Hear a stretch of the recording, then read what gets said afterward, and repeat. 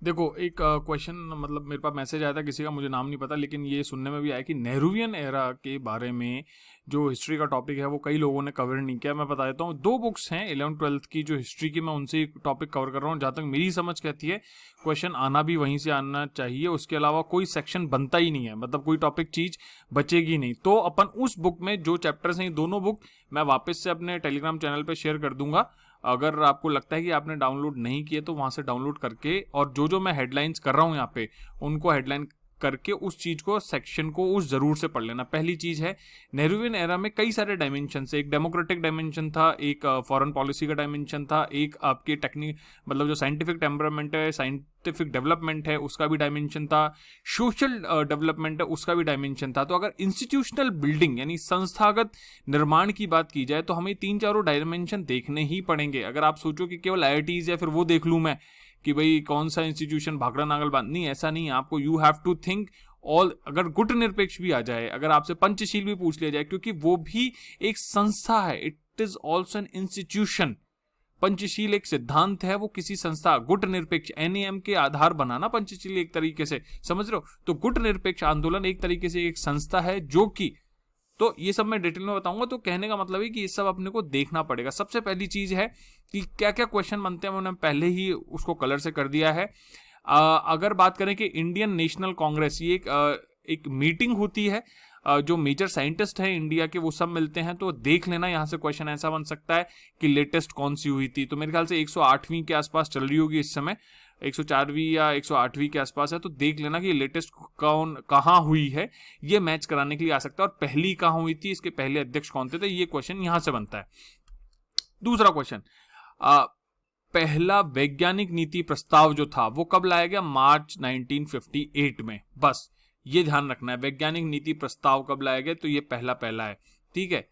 Next इसके बाद जो क्वेश्चन बनता है, ये मैंने वापस से है कि 1948 में कब स्थापना, किसकी स्थापना की? नेशनल इंस्टीट्यूट ऑफ साइंस, ठीक है। तो ये एक संस्था है जो उन्होंने स्थापित की, साइंटिफिक डेवलपमेंट के अंतर्गत ही चल रहे हैं अपन। देखो वैज्ञानिक दृष्टिकोण है, उसमें उन्होंने और भी कई सारे बातें की हैं। यहाँ पे 47वां अधिवेशन था, बट इसमें स्टेटमेंट दिया हुआ है तो वो उतना ज्यादा इंपॉर्टेंट नहीं बनता। इसके बाद 1952 में 5 में से पहला जो आईआईटी था वो कहां पे बना था? एमआईटी की तर्ज पे। पहले ये भी याद रखना कि किसकी तर्ज में बनाया गया, वो किसकी? एमआईटी की तर्ज पे बनाया गया। दूसरा, आईआईटी खड़गपुर का निर्माण होता है। इसके अलावा मद्रास, बंबई, कानपुर और दिल्ली में स्थापित किए गए। तो ये 5 आईआईटी ध्यान रखना, सिंपल सी बात है। अगर वो पूछ ले आईआईटी रुड़की की स्थापना में नेहरू जी के काल में हुई थी, तो ये गलत स्टेटमेंट है। ऐसे भी स्टेटमेंट दे सकता है, मैच भी करा सकता है, इस टाइप के क्वेश्चन बनते हैं। बजट बिल्कुल छोड़ दो कि बजट में किसने कितना रखा था, कोई फर्क नहीं पड़ता ना, स्टूडेंट्स के नंबर इंपॉर्टेंट, ठीक है। अब आता है परमाणु ऊर्जा कार्यक्रम, दिस इज इंपॉर्टेंट।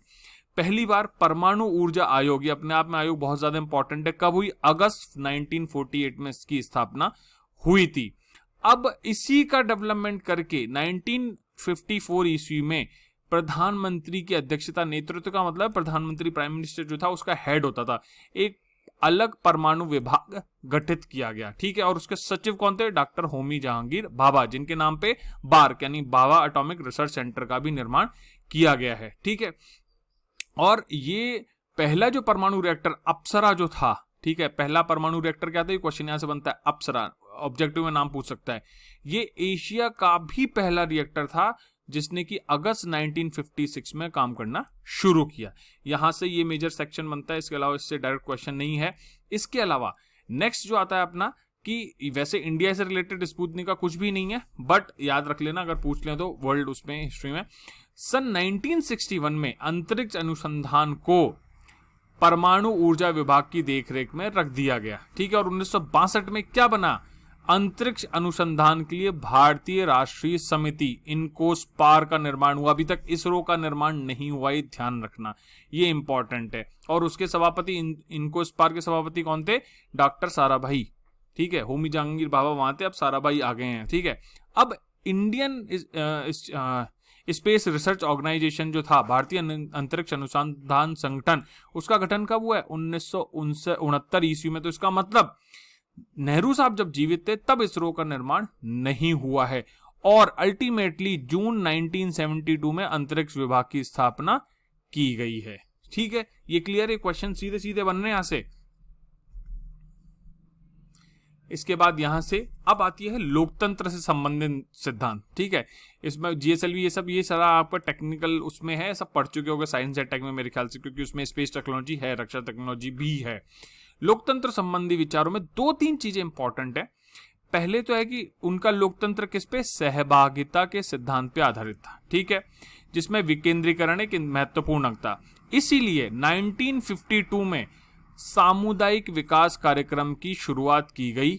उसके साथ साथ बलवंत राय मेहता कमेटी, ये हम सब लोगों ने पंचायती राज में खूब ढंग से पढ़ी है कि कौन सी समिति है, गठित की, जिसमें नवंबर 1957 में रिपोर्ट दी और उसने किसकी रिकमेंडेशन दी, त्रिस्तरीय पंचायती राज व्यवस्था की। ये सीधा सीधा क्वेश्चन बनता है कि बलवंत राय मेहता कमेटी ने कितने लेयर पंचायती राज की रिकमेंडेशन की थी, तो वो ध्यान रखना, ठीक है।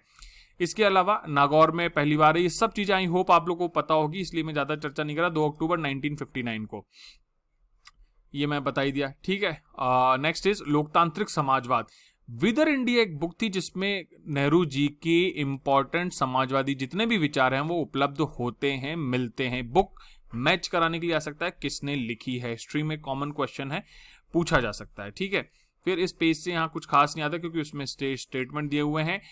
नेहरू जी का जो समाजवाद था वो कैसा समाजवाद था, लोकतांत्रिक समाजवाद।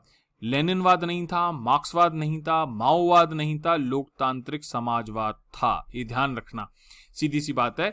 उसमें क्या कहा है कि राजनीतिक अधिकारों की मान्यता, आर्थिक और सामाजिक न्याय, संसाधनों के केंद्रीकरण का निषेध और विकेंद्रीकरण को बढ़ावा तथा उत्पादन व वितरण की न्याय प्रणाली को सुरक्षित किया जाना, ये उनका लोकतांत्रिक समाजवाद था। हो सकता है पॉलिटी में परिभाषा के अंतर्गत पूछ ले कि निम्न में से कौन कौन सा लोकतांत्रिक समाजवाद में शामिल है। नेक्स्ट आता है पंथ निरपेक्षता का विचार। पंथ निरपेक्षता उनके हिसाब से क्या थी, सभी धर्मों के प्रति समान आदर भाव, अलगाव नहीं था। वेस्ट में क्या है, अलगाव है धर्म और स्टेट यानी राज्य का, बट यहां पे अलगाव नहीं है, सबका सेम रेस्पेक्ट करना है, ठीक है। उसका मूल क्या आधार था, मानव व्यक्तित्व, नैतिकता में विश्वास, लोकतंत्र में आस्था, सत्यबोध के प्रति जिज्ञासा, अंतःकरण की स्वतंत्रता, ठीक है। नेक्स्ट अगर मैं बात करूं तो इसमें कुछ खास नहीं है। राष्ट्रवाद संबंधी विचार है, राष्ट्रवादी थे और अफ्रीशियाई देशों में साम्राज्यवादी शक्तियों के खिलाफ चले स्वतंत्रता आंदोलन के बहुत बड़े समर्थक थे। कुछ खास नहीं है इसमें, ठीक है। इससे क्वेश्चन प्री में बनना मुश्किल है, मेंस में तो डेफिनेटली इसमें क्वेश्चन बनने के पूरे चांसेस हैं, ठीक है।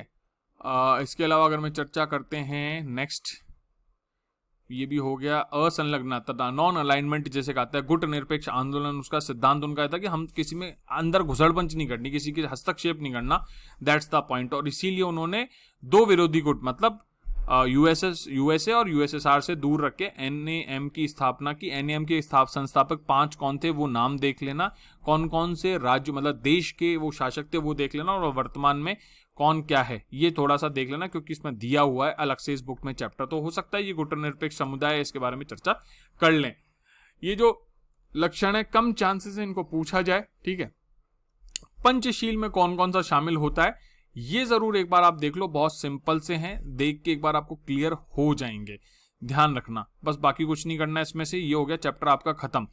कोशिश करना कि ये क्वेश्चन जो ऑब्जेक्टिव है ये एक बार देख लो, क्योंकि सीधे सीधे देखो विदर इंडिया मैंने वहां पर बात की तो ये बुक आई गई, पंचलीन का सिद्धांत है, बलवंत राय मेहता है, सीधे सीधे वही क्वेश्चन आ गए घूम फिर के, तो समझो ये चीज के ऐसी एज इट इज आ जाएगी। अब बात आती है इसकी, इस पे क्वेश्चन भी बनता है यहाँ पे कि 1927 में किस देश की यात्रा करके नेहरू जी ने सुनियोजित विकास को भारत में लागू करने की इच्छा रखी, तो कहाँ की यात्रा है, रूस की यात्रा। कॉमन सेंस है, प्लानिंग जो थी वो रूस से ही शुरू हुई है, ठीक है। रोस्टर सिस्टम जो होता है, रोलर सिस्टम वहीं से शुरू हुआ था। इसके अलावा 1934 में सर एम विश्वेश्वरैया ने पुस्तक कौन सी लिखी, प्लान्ड इकोनॉमी इन इंडिया, ये भी टर्म है, ये आपसे पूछी जा सकती है। इसके अलावा एक 1938 में पंडित नेहरू की अध्यक्षता में राष्ट्रीय नियोजन समिति जो नेशनल प्लानिंग कमेटी थी उसका गठन भी किया गया, ठीक है।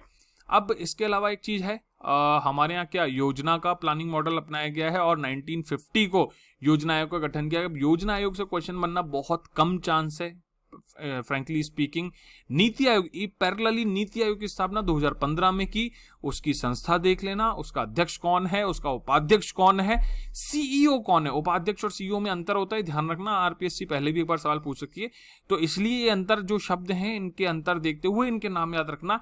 यहां से वैसा क्वेश्चन बनता है। एक क्वेश्चन ये बन सकता है कि अवधि प्रस्ताव किस चीज से संबंधित है, तो नियोजन का उद्देश्य समाजवादी समाज की स्थापना, जनवरी 1955, तो ये क्वेश्चन बन सकता है यहां से, ठीक है। इसके अलावा ये जो नियोजन है हमारे यहाँ, जैसे हमारा समाजवाद कैसा था, लोकतांत्रिक, वैसे ही हमारा जो नियोजन है, प्लानिंग है, दैट इज ऑल्सो जनतांत्रिक, डेमोक्रेटिक प्लानिंग है हमारे यहाँ, ठीक है। नेक्स्ट है बॉम्बे प्लान, हिस्ट्री का क्वेश्चन है, आप सबको पता ही होगा कि कैसे बन सकता है। इसके अलावा 1954, उसी के डिटेल में अग्रणी उद्योगपतियों ने इस चीज को समर्थन दिया था। रतन जी टाटा थे, घनश्याम दास बिरला, पुरुषोत्तम ठाकुरदास, ये सब वो नाम है जो उस समय थे। एक चीज और है, केसी नियोगी की अध्यक्षता में 1946 में एक नियोजन परामर्शदात्री मंडल का गठन किया गया, जिसने ऐसी रिकमेंडेशन दी थी, ठीक है। बस यहां से अब देखो, एक चीज है कि प्रथम योजना आयोग के अध्यक्ष कौन थे, मैच करा ले। अब नेहरू जी के टाइम में लगभग 2 और तीसरा भी 3 जो थी ना प्लानिंग, ये पंचवर्षीय योजना वो चली थी, तो हमें केवल उनका भी ध्यान रखना कि कौन कौन सी थी, कब कब थी। आर्टिकल 39 का उल्लेख किया हुआ है इसने, तो आर्टिकल 39 का पर्पस हमें पता होना चाहिए। इसके अलावा एक टेनेसी वैली योजना इसने लिखी है, तो वर्ल्ड की अगर बात करते तो 1930 के टाइम पे जो महामंदी आई थी उस टाइम की एक योजना है, केवल हल्का सा नाम याद रखो, उसके अलावा यहाँ से क्वेश्चन नहीं बनेगा। प्रथम पंचवर्षीय योजना का ड्यूरेशन याद रखो, और उसका उद्देश्य क्या था, विभिन्न क्षेत्रों में मध्य संतुलन स्थापित करिए, और उसमें भी कृषि, सिंचाई और विद्युत कार्यक्रमों को सर्वोच्च प्राथमिकता दी गई थी। बस ये यहां से क्वेश्चन बनता है, बाकी अंदर की चीजें छोड़ देना, पढ़ने की कतई जरूरत नहीं है। अब देखो, सेंट्रल ड्रग रिसर्च इंस्टीट्यूट कहां पे, लखनऊ, सीधे सीधे मैच कराने के क्वेश्चन है सारे diagram. Next is central electrochemical research institute का है कराईकुड़ी, ये भी बनने की संभावना है, ठीक है। इसके अलावा केंद्रीय खाद्य प्रौद्योगिकी अनुसंधान मैसूर में है, ये कोलकाता में है, तो ये संस्थान है, यही है, आपसे पूछे जाएंगे, इनको मैच कराया जा सकता है, कब स्थापना हुई वो कराया जा सकता है, किस जगह पे स्थापित है, ये क्वेश्चन बनने के चांसेस होते हैं। इसके अलावा कोई भी नहीं है। 1950 को जैसे नेशनल फिजिकल लेबोरेटरी, ये संस्था पूछी जा सकती है। नेशनल मेटलर्जिकल लेबोरेटरी जमशेदपुर में, ये भी पूछी जा सकती है। तो ये संस्थाएं जैसे गांधी सागर बांध है, 1954 की इसकी आधारशिला थी। तुंगभद्रा बांध है, इसकी 1953 में बनकर तैयार हुआ। भाखड़ा नांगल बांध हम सबको पता है, नेशनल फर्टिलाइजर लिमिटेड जो है नांगल में, भाखड़ा के नांगल में, वहां पे इसको स्थापित किया गया, ठीक है। ऐसे ही भारत इलेक्ट्रॉनिक्स लिमिटेड है, 1954 बेंगलुरु में इसकी स्थापना हुई। हिंदुस्तान शिपयार्ड लिमिटेड है जो कि विशाखापट्टनम में स्थापित है, पोत प्रांगण है। तो ये वो सवाल बनते हैं यहाँ से, इंस्टीट्यूशन का बिल्डिंग कब कब हुई। वापस से द्वितीय पंचवर्षीय योजना 1956 से 61, ये ध्यान रखना। बाकी कुछ अभी बजट तो क्या है कि ना तो याद होंगे ना करो, अभी छोड़ दो, जरूरत भी नहीं है इसकी, बिल्कुल जरूरत नहीं है एक्चुअली, ठीक है। ये वापस से इंस्टीट्यूट आ गए, भिलाई इस्पात कारखाना। आप देखो, ये ज्योग्राफी का भी क्वेश्चन है और हिस्ट्री का भी क्वेश्चन है, ये मैच करा लेंगे कि इस्पात, वो उसमें लिखा है ना ज्योग्राफी में रिसोर्सेज, तो वो ऐसे क्वेश्चन पूछ लेता है कि ये रिसोर्सेज कहाँ कहाँ है और कौन कौन सी कारखाना कहाँ स्थित है, तो सीधी सी बात है। उसके अलावा ओएनजीसी की स्थापना है तेल और गैस उत्पादन के लिए 14 अगस्त 1956। फिर हिंदुस्तान टेलीप्रिंटर लिमिटेड है। भारत हैवी बेल की बात है, ये कहाँ कब हुई। थर्ड पंचवर्षीय योजना का ड्यूरेशन है, और उसके बाद योजना अवकाश एक टर्म आती है, वो इंपॉर्टेंट है, बाकी कुछ नहीं है। योजना अवकाश क्वेश्चन बन जाएगा, योजना अवकाश का संबंध है योजना आयोग की छुट्टी से, योजना आयोग को बंद करने से, तो ऐसे नहीं करना है। नीति आयोग के निर्माण से नहीं, 93rd पंचवर्षीय योजना के बाद जो गैप था उसमें ऐसा कहा गया, क्योंकि 3 साल लगातार योजना नहीं बनी, 96 से लेके 69 तक, ठीक है, सॉरी 66 से लेके 69 तक। नेक्स्ट है अपना कि नीति आयोग की स्थापना कर चुके हैं, मैं बता ही चुका हूं।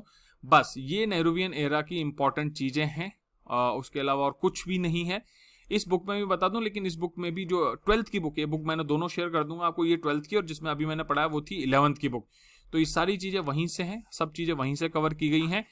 ये भी मैं बता चुका हूँ, इसरो के बारे में चर्चा कर चुके हैं हम, और उसमें कुछ खास नहीं है क्योंकि इसने पॉलिटिकल बना लिया, और इसमें एक्चुअली 1965 के बाद से है।